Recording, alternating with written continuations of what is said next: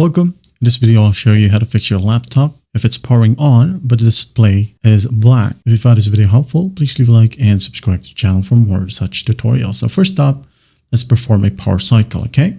Go ahead and insert the charger, okay? Once done, hold the power button for about 15 seconds to turn it off, all right? Turn it off completely.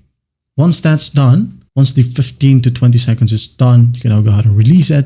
And after that, wait for about 10 seconds. And once done, click on the power button again. Okay, if that doesn't help, let's go ahead and perform a BIOS recovery. Okay, now to do that, go ahead and hold Windows. Okay, hold Windows, hold B, and hold the power button simultaneously. Okay, hold it for about 15 seconds again, 15 to 20 seconds. And once done, it will restart your computer.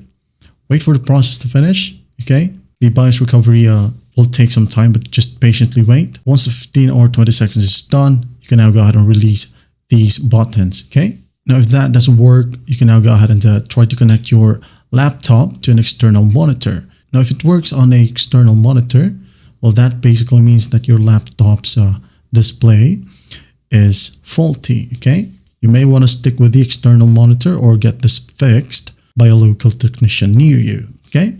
And there you have it. Well, I hope this video helps, and I'll see you in the next one.